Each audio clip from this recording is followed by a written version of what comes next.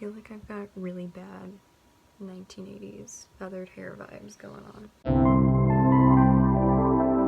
Hi everybody, I'm Maddie and welcome back to my channel, or thanks for joining us if this is the first video that you've watched. I thought today I would do kind of a comparison of the Devil All the Time book versus the movie, since I just watched the film last night. So I think the plan is I'm gonna kind of do a spoiler-free review to begin with, and then probably halfway through the video I'll get into a spoiler version, but I will let you all know when that happens so you can turn the camera off if you want to read or watch it first. So The Devil All the Time is a book by David Ray Pollock, and it follows a cast of characters in like the 1950s into the 1960s in, where is Ohio? Is that Midwest? The Midwest USA, I think? And kind of how they all come together and interact with one another. It's kind of hard to explain because the stories expand such a large amount of time. Netflix's original film stars a wide swath of very well-known actors, including Tom Holland, Bill Skarsgård, Robert Pattinson. Who else is in it? Oh, Sebastian Stan is in it. Overall impressions. I think I gave the book, if Goodreads let you do half stars, I would give it 4.5 stars. The book was really good, and you could definitely tell that the author, like David Ray Pollock, put all this effort into it, because it felt like, I talked about this in my reading vlog, it felt like a chess game. Like he was setting up all these pieces, and there was so much thought put into it that you were like, oh, I understand where these are going to connect and how he's drawing the lines between the characters, so it really all builds up and comes together at the end in a way that makes sense and fits the narrative. Because it's very easy to set all those pieces up and then not have them come together properly. The characters are also really, really vivid and interesting, which I think is something that translated really well on screen. So that's kind of my thoughts on the book overall, and the film I also really, really enjoyed. I would say it was like just as good as the book, which is very rare for a book to film adaptation. I think the film has a lot of strengths in the acting and the really strong actors, and the use of narration in the film works really well. So why don't we start there then? So the narrator in the film is actually the author of the book, which I think is really interesting, and he has a phenomenal voice.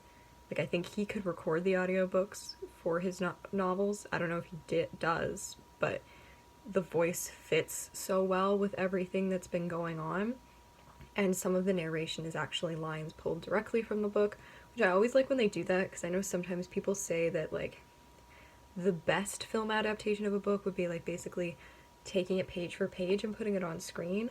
Obviously, I personally don't think that works, because I'm like, as much as I would love that, I think that film is a different medium, and that people should take advantage of all the changes that you could make and things that might work better in the film than the way the book is structured, just because of the nature of their media. But I do appreciate when they have like direct lines or things like that, or nods to the book. It feels like they're throwing some crumbs out for the people who read it, which I really liked. So he does a phenomenal job of the narrator, and the narration works really well to like seamlessly help tie the story together, because I feel like without that it would feel kind of like the story was jumping all over the place, since it does shift from characters to characters, and it takes a little while for those characters to come back together. Changes in the film that aren't spoilery that I didn't really like. One of the things that I noticed in the film was Ray Lafferty, who is one of the priests within the book. His character and his brother Theodore are in the film significantly less than they are in the book. I think for the nature of time within the film, and as to not like distract from Arvin's story, which I think the film really centers on as the main narrative, they chose to have their story play out in a very different way, which it works. But if you've read the book, it's a little bit disappointing, because I kind of wanted to see a little bit more of those characters. Especially, it's interesting to me because the actor who plays him played Dudley Dursley, and I'm like, wow, this is very different. Other changes. I don't know if there's too much I can get into without spoiling the film or the book. Yeah, I think overall the strength of the film is the actors. Everyone gives a phenomenal performance.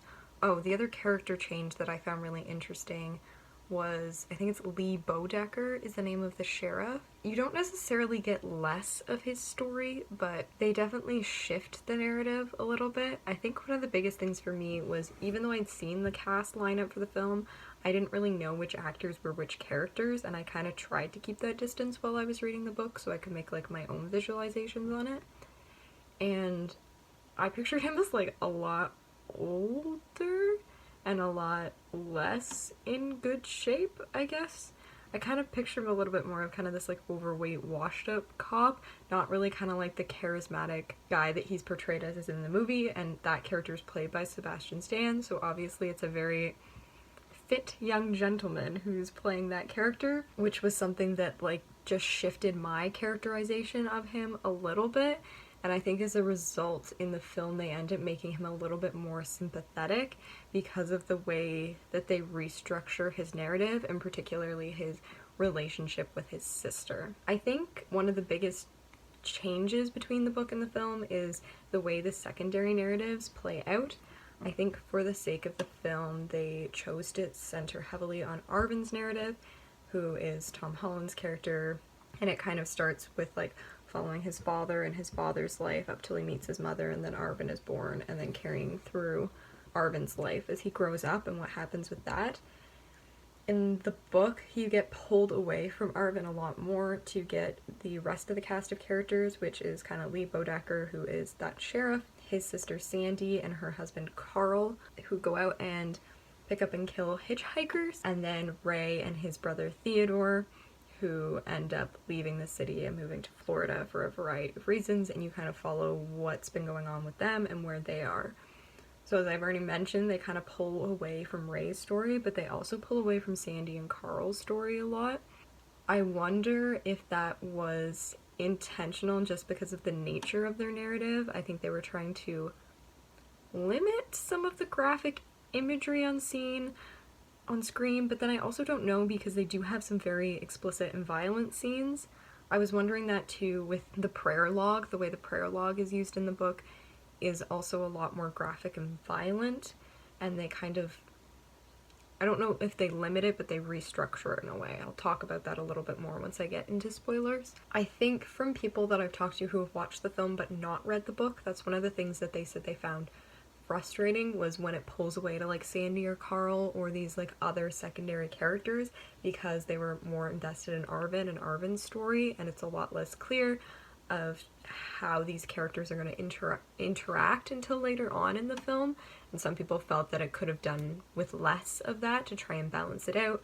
And just because the film is, I think it's like almost 2.5 hours, that way it would take away from some of the running time of the film as well. But having read the book, I think in the book it adds a lot more of that intrigue and that thriller pull to it a little bit more. So I think that's just one of those things that it's a little bit difficult to figure out how to best translate from film to screen and what to keep and what to take away. Okay, I feel like this has been very vague so far, so I'm gonna get into spoilers. So if you want to turn away, this is your last warning. Click off this video, go watch something else. Spoilers. Okay, I'll talk about that prayer log because I just mentioned it. So in the book, the prayer log where Arvin and his father go out to pray for their mother, Willard, who's Arvin's father, ends up bringing back goats and all these other animal sacrifices, including eventually a stray dog, which he kills. So this entire area in the woods is completely like covered in dead animal carcasses.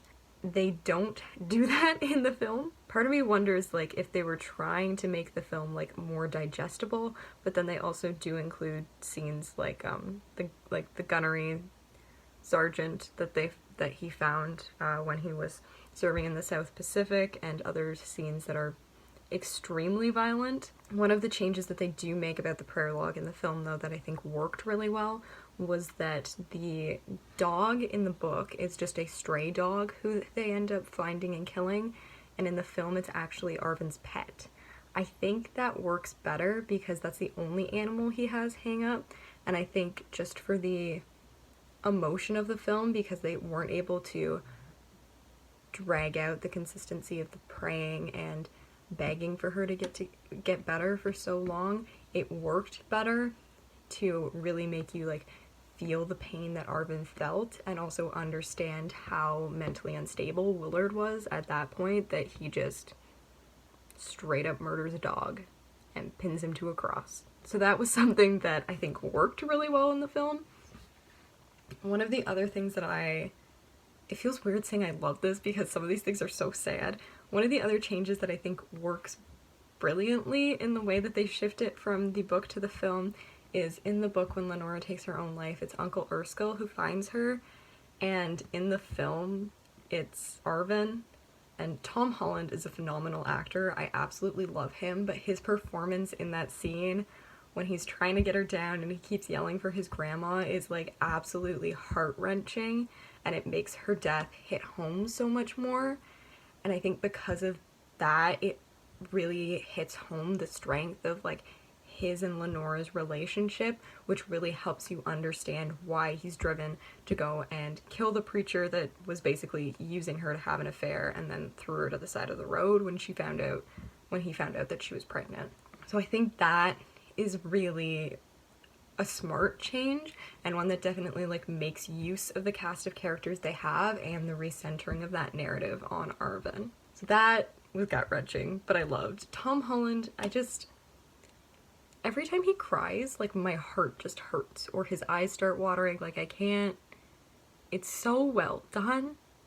And I think that's one of the other changes that I think works in the film, is in the book when he goes to kill the preacher who essentially led Lenora to feel like she didn't have any other option to kill herself, even though it is essentially an accident because she's going to get down and she slips. That scene takes place outside when the preacher is meeting with another young girl, and then after she leaves, Arvin comes out of the bushes and essentially attacks him and then kills him. After confronting him about what happened in the film, it happens within the church, which I think is something that's interesting for a number of symbolic reasons. I also think that the way that like Arvin reveals that he knows works really well with the way that he like portrays it as a confession, but he's like actually telling the story of everything that he's seen the preacher do. Speaking of the preacher, his wife isn't really explained well in the film compared to the book. So for me, I understood what was going on in the scene where you kind of see him like forcing his wife to pleasure him. But if you didn't have that context coming from the book, I wonder if you would really understand who she is, because she just kind of like exists in the background of the Pollock scene, and then we don't see her again until Arvin's spying on them later. So that was only one thing where I was like, I don't know if people would connect all the dots here. Maybe I'm not putting enough faith in people. I don't know. Let me know in the comments if you were able to figure that out, if you just watched the film. So I think the way that they deal, I guess, with Lenora's death and that whole scene in general works really well. The letter that he leaves his grandmother, because I don't think he ends up leaving a letter in the book, either that or I'm remembering it wrong. And he also leaves a letter on the body, which they never read, but it gives you that implication of what happened as opposed to having the Bodecker girls come forward, which I think they kind of insinuate that they were going to at the end, but it's not really as explicitly explored. Works with the way that you really want the audience to be like rooting for Arvin and be on Arvin's side the whole time. They are able to flesh out and like add these extra dynamics to that character that don't exist. It's not that they don't exist within the novel, but it's that the novel spends less time on them because it's also building up those narratives of other characters. And I think that was one thing in the film that could make it hard to follow those other characters, is like Sandy and Carl. We don't really have an investment in them. We have very little investment in Ray or Roy. Roy? I think it's Roy. I totally said it earlier in the video of the preacher, because he gets killed so early on in the film instead of having them go to Florida and be in the circus. Even Theodore's story with like his sexuality and kind of his like struggles with faith based off of the fact that it essentially led him to have this disability, and his relationship with Roy, none of that is explored in the film, especially when it comes to Helen's death, because Theodore in the book plays a very heavy role in that. whereas that's not as well explored in the film, besides the fact that Roy is like screaming that he wants to resurrect her. Theodore is kind of seen as this innocent bystander as opposed to being someone who is actively inserting himself in their relationship constantly. So I think that's one thing that the film struggles with, is creating that strength of the secondary characters while maintaining audience interest. I think I loved the film because I was able to fill in those gaps with the knowledge that I had from the book, but I think if you went into the film without having read the book, some of those characters would come up a little bit flat. I think that's pretty much everything that I wanted to cover in this video about the film. I thought I was going to be a little bit more emotive or energetic, but I hope you guys liked the way that I did this review. This is, I think, my second review that I've done of a book and its film adaptation. The first one I did was I'm Thinking of Ending Things. If you like this content, you want to see more of it, let me know. Either way, I would very much recommend that you read the book or watch the film. Both are excellent in their own ways. It's very rare for me to watch a film adaptation of a movie and go, these things worked better in the film than they did in the book, but some of those shifts I think really did enhance that narrative and those characters in a really interesting way that I think it would have been cool to see explored in the book, but either way we have both of them, so it works. If you guys have seen the film or read the book, leave me a comment down below with your thoughts. I would love to hear what you thought about it. If there's other book film adaptations that you would like me to review, if you want to see more of this content, leave me a link down below. Otherwise, my blog is linked in the description and I'm actually posting on it now every Sunday. If you want to follow that, my art Instagram is there where I've been doing all the Inktober prompts because I've been really, if you can't tell from my outfit, really digging the spooky season vibes lately. And I have my Goodreads down there if you want to follow what I'm reading and keep up with that. That's another way that you can keep track of me. Other than that, I will see you guys. I always say next week. I don't know if I make videos every week. I just kind of go rogue. So I guess I'll see you in the next one.